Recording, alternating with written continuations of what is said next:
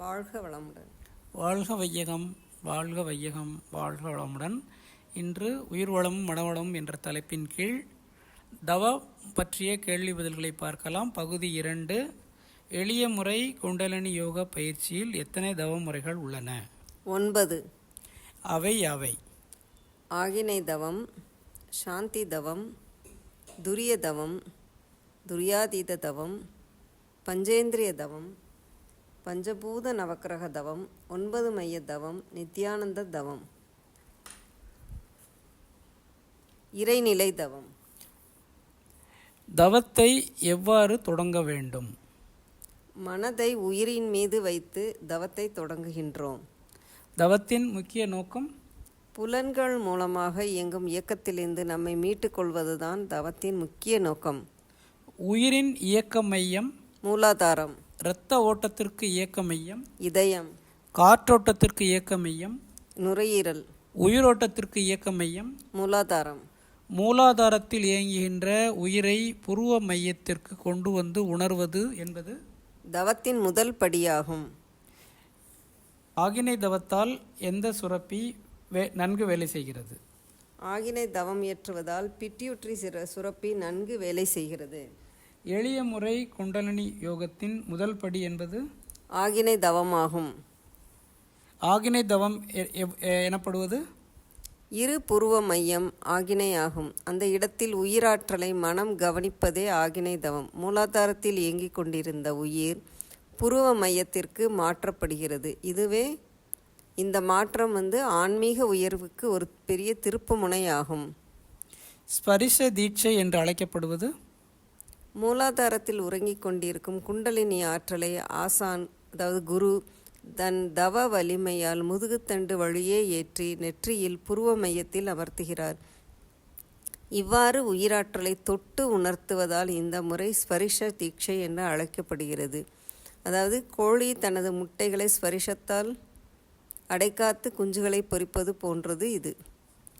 ஆகினை தவத்தின் மறு பெயர்கள் முத்து முகப்பு, முச்சந்தி வீடு, பஞ்சனை மேல் இருக்கை, ஆராதாரம், அதாவது ஆகினை ஆறாவதாக இருப்பதால் ஆராதாரம், ஞானக்கண், அருள் விளக்கும் திருவாசல். மேலும் பரஞ்சோதி மகான் ஆகினை தவத்தை ஏறுபடி என்று அழைத்தார். ராமலிங்க வள்ளலார் கண் புருவப்பூட்டு என்று அழைத்தார். அறிவுக்கும் பிறவி உண்டாகிறது எப்படி? தாய் தந்தை ஈருயிர் சேர்க்கையால் பருவுடல் தோன்றியது. ஈருயிர் சேர்க்கையால் உண்டான உயிரோடு பாலுக்கு உரை ஊற்றுவது போல குருவின் உயிராற்றலும் சிறிது சேரும்போதுதான் உடலோடு எடுத்த பிறவி மாத்திரமன்றி அறிவுக்கும் பிறவி உண்டாகிறது. ஆகினை தவத்தின் போது நாம் உணர்வது உயிர் மையமான மூலாதாரத்திலிருந்து குண்டலினி ஆற்றல் இப்போது இரு புருவ மத்தியில் இயங்கும்போது புலன்கள் வழியாக வெளியே திரிந்து கொண்டிருந்த மனம் உள்நோக்கி திரும்புகிறது. உயிர் மேல் மனம் ஒன்றுகிறது. ஐம்புலன் அமைதி அடைகின்றன. 5 உணர்வுகளில் 4 உணர்வுகள் மறைந்து அழுத்தம் மட்டும் ஆகினையில் உணரப்படுகிறது. மனம் ஆல்ஃபா நிலையில், அதாவது 8 வினாடிக்கு 8 முதல் 13 அலைச்சுழல்கள் வரை வருகிறது, அமைதி அடைகிறது. நமது முன்னோர்கள் வகுத்த உளப்பயிற்சி முறையில் 4 படிகள் உள்ளன. அவை அவை அதாவது பிரத்யாகாரம், தாரணா, தியானம், சமாதி. பிரத்யாகாரம் என்பது வெளிப்பொருட்களின் தொடர்பிலிருந்து மனதை விடுவித்து கொள்வது. தாரணா என்பது விழிப்போடு மனதை ஒரே பொருளில், அதாவது புள்ளியில் நிறுத்தி பழகுவது. தியானம் என்பது உயிர் மையத்திலிருந்து படற்கை நிலையெய்தும் மனதை அது புறப்படும் இடமான உயிரிலேயே ஒடுக்கி நிற்பது. சமாதி என்பது இறைநிலையான ஆசான் விளக்கியவாறு உணர்ந்து அப்பேராற்றலிலேயே மனதை ஒன்றச் செய்து அதனுடன் அதுவாகி நிற்கும் பயிற்சியே சமாதி நிலையாகும். ஆகினை தவம் மூலம் எத்தனை பயிற்சிகளை நாம் ஒன்றாக உணர முடியும்? ஆகினை பயிற்சியிலே பிரத்யாகாரம், தாரணா, தியானம் என்ற 3 வகை பயிற்சியினையும் ஒன்றாக உணர்ந்து கொள்ள முடியும்.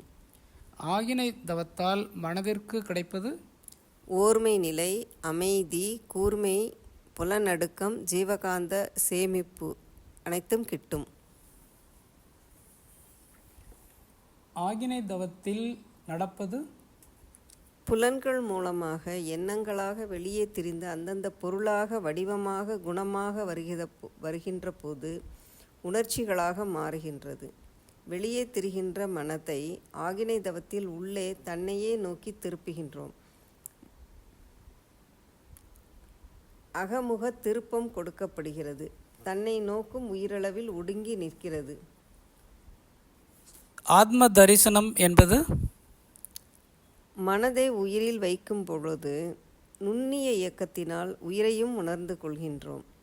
உயிர் உணர்வு பெறுவதே ஆத்ம தரிசனம் என்றும் ஆத்ம சாட்சாத்காரம் என்றும் கூறப்படுகிறது. உள்ளொளி பூரித்து உயிருக்கு மேல்நோக்கு வேகத்தை தருகிறது.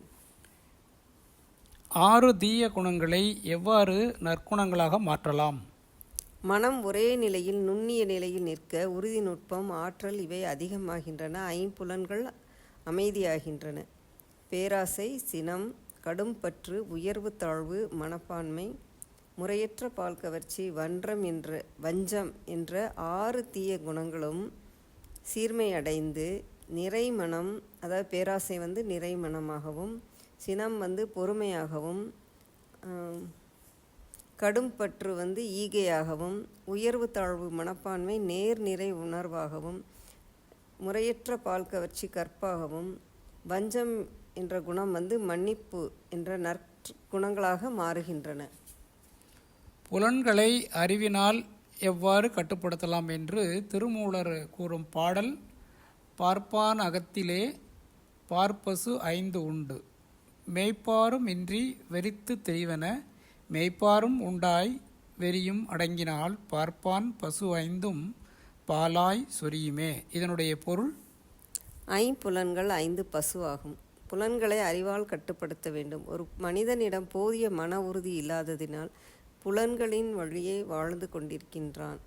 புலன்களை கட்டுப்படுத்த வேண்டும் என்ற எண்ணம் கூட வரவில்லை. ஐம்புலன்களையும் கட்டுப்படுத்த தொடங்கினால் அவனுக்கு எப்பொழுதும் நன்மையை விளைவித்து கொண்டே இருக்கும் என்பதை திருமூலர் இப்பாடல் மூலம் விளக்குகிறார். விழிப்பு நிலை என்பது, அதாவது மனதின் விழிப்பு நிலை என்பது, தீயன செய்யாமல் நல்லன ஆற்ற வேண்டும் என்பதை மறவாது இருப்பதே விழிப்பு நிலை. ஆகினை தவத்தால் ஏற்படும் விழிப்பு நிலையால் கிட்டும் பயன்கள். அதாவது விழிப்பு நிலை, ஆகினை தவத்தின் போது விழிப்பு நிலை கிட்டுகிறது. அதன் காரணமாக பொய், சூது, களவு, கொலை, கற்பழிவு என்ற 5 பழிச்செயல்களும் விளைய வழி ஏற்படாது. மேலும் தீய பதிவுகளை தூய்மைப்படுத்தி கொண்டே அறிவு வளர்ச்சி பெறுவதற்கு ஆகினை தவம் உதவுகிறது. ஆகினை தவத்தின் பயன்கள்: பொருள் கவர்ச்சி நீங்கும், விளைவறிந்து மனம் செயல்படும். ஐம்புலனாக விரிந்து பழகிய மனம் இங்கு ஒரே புலனாக சுருங்கி நிற்கிறது. நடுமனம் புறமனத்தின் இயக்கத்தோடு ஒத்து நிற்பதால் ஓர்மை சித்தியாகும். ஆகாமிய கர்மம், அதாவது வருகின்ற வினைகளிலிருந்து விடுவிக்கும். முற்கால அனுபவம், தற்கால சூழ்நிலை, எதிர்கால விளைவு எனும் முக்காலத்தையும் ஒன்றிணைத்து திட்டமிட்டு அளவோடும் முறையோடும் புலன்களை பயன்படுத்தும் தகைமை நாளுக்கு நாள் ஓங்கி வளரும். ஆகினை தவம் யாரெல்லாம் செய்யலாம்? ஆகினை தவத்தை பருவ வயது வந்த ஆண், பெண் என்ற இரு பாலரும் எளிதாக கற்றுக்கொண்டு செய்யலாம். வாழ்க வளமுடன். நன்றி. வாழ்க வளமுடன். மீண்டும் அடுத்த பதிவில் சந்திக்கலாம்.